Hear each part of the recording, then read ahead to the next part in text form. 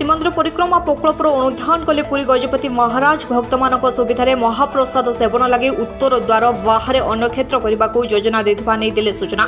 मार्च अधा नहुणु राज्य में असंभाल ताती। आज 4 दिन नहीं ग्रीष्म प्रभाव नहीं पाणीपाग विभाग सतर्क जारी। एप्रिल 1 राज्य में लागू होगा आयुष्मान भारत योजना। एक संगे कार्यकारी हो गोपबंधु योजना आरोग्य योजना।